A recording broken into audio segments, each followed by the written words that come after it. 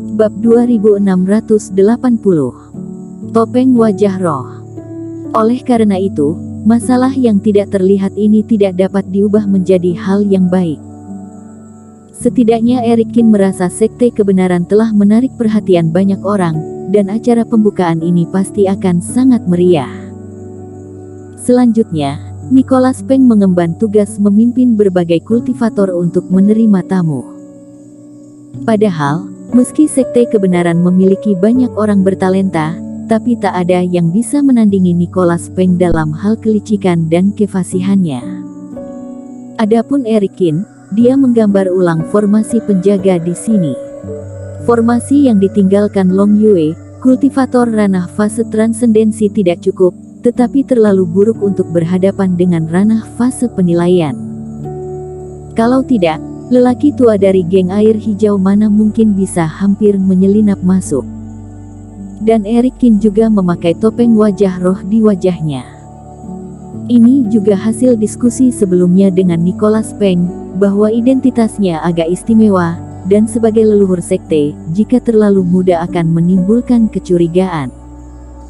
Mengenakan topeng menambah rasa misteri pada sekte kebenaran, yang baik untuknya dan sekte. Teman seiman, desas-desusnya garang, tolong lihat, di mana kita memiliki gaya zaman kuno. Segera setelah Nicholas Peng ditempatkan di gerbang gunung, dia memimpin beberapa kultivator yang baru saja tiba dan mulai mengunjungi perkumpulan dua klan. Sepertinya memang ada kesalahpahaman. Banyak kultivator memandang perkumpulan dua klan yang masih megah di fase transendensi, agak kehabisan kata-kata. Apalagi pada masa Perang Dunia I kemarin, banyak bangunan yang masih hancur, dan sekarang terlihat seperti tembok yang sudah rusak, membuatnya semakin bobrok. Ditambah dengan konsentrasi Reiki yang tidak mengalir di sini, kultivator yang telah bekerja keras berwajah masam. Mereka benar-benar mengira ada sesuatu yang raksasa di kawasan gunung sihir ini. Semakin besar harapan, semakin besar kekecewaan. Mereka telah membayangkan sekte kebenaran seperti itu ketika mereka dalam perjalanan, tetapi ketika melihatnya, benar-benar berbeda. Tapi teman seiman, sekte kebenaranmu hanya 8 orang. Apakah baru membangun sekte?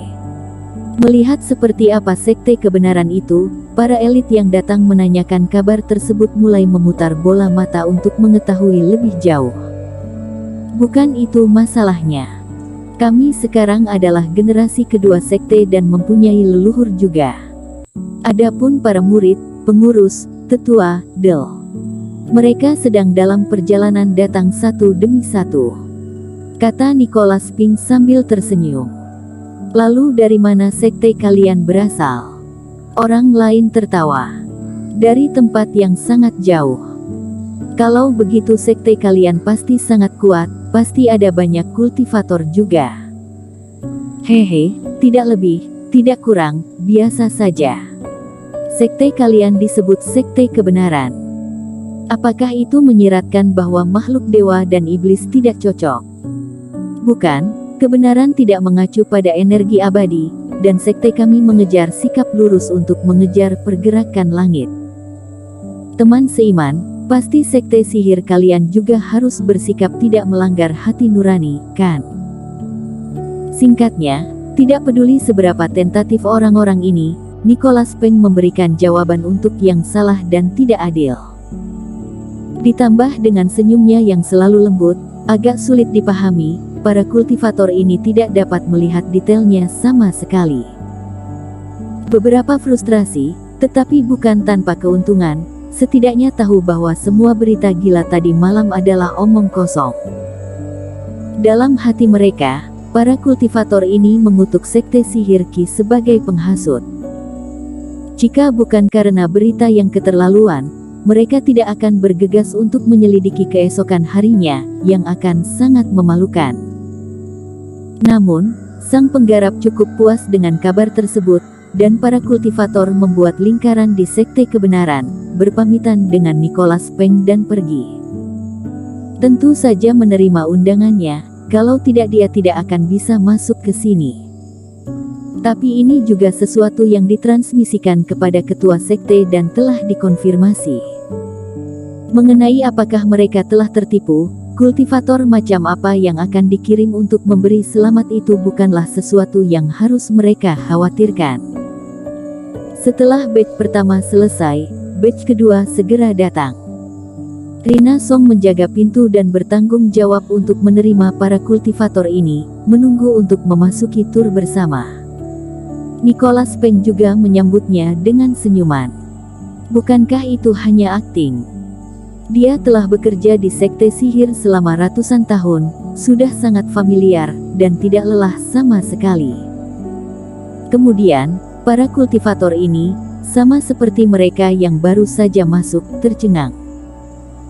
Selanjutnya, Nicholas Peng berbicara dengan panjang lebar, mengucapkan selamat tinggal dan pergi, bersiap untuk kembali ke sekte untuk urusan bisnis. Namun nyatanya, apa yang terjadi di sekte kebenaran ini, perkembangannya ke depan, serta kelebihan dan kekurangannya, mereka juga bingung. Kalau dikatakan kuat, 6 fase penilaian, 1 penurunan di dalam sekte kebenaran, dan 2 kultivator yang pertama kali memasuki aura fase penilaian tidak disembunyikan, bagus sekali. Dan menurut kata-kata Nicholas Peng, sepertinya masih ada yang kuat di belakang. Tetapi jika tidak kuat, tidak ada yang tersisa di reruntuhan tempat perkumpulan 2 klan ini kecuali sumber api tanah yang baik dan ladang spiritual yang baik. Gerbangnya bobrok, bangunannya berantakan, dan konsentrasi reikinya tidak cukup, sepertinya juga tidak ada jalur roh yang baik di bawah tanah. Jika sekte kebenaran benar-benar sekte yang kuat, mengapa pergi ke tempat bobrok seperti itu untuk mendirikan sekte? Dengan penuh keraguan, semua orang pergi satu demi satu. Dengan cara ini, Nicholas Peng menerima sejumlah kultivator yang datang ke sini sehingga mereka dapat menyampaikan kembali situasi sebenarnya ke sekte terdekat. Tapi saat hampir tengah hari, masih ada kekacauan. Teman seiman Peng, aku bukan orang sekte, kali ini aku datang ke sini, hanya ada satu hal. Tempat yang kalian tempati adalah posisi asli perkumpulan 2 klan. Aku dengar kamu juga membunuh Long Yue, kan? Apa yang Long Yue utangi padaku, bukankah itu harus dihitung di kepalamu? Di antara para kultivator yang Nicholas Peng terima kali ini, seorang pria botak bertelanjang dada setinggi lebih dari 2 meter, menyipitkan mata dan bertanya. Ketika pria botak mengatakan ini, kultivator di sebelahnya tiba-tiba bergerak sedikit dan melihat ke atas dengan penuh minat.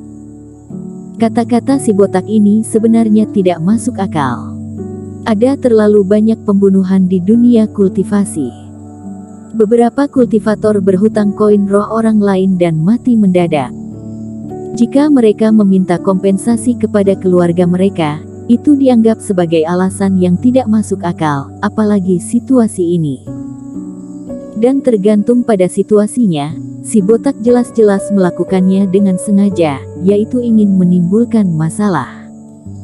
Teman seiman, apakah kamu mengenal orang ini?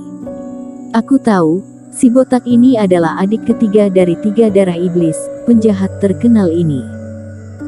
Para kultivator ini saling mengirimkan transmisi suara, segera mengetahui identitas orang besar ini, dan menjadi lebih sadar akan tujuannya.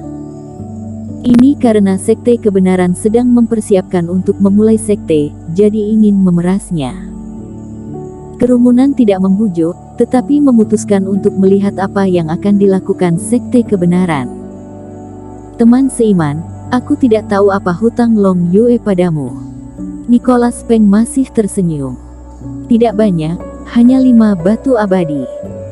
Pria botak mengangkat tangannya, memperlihatkan telapak tangannya.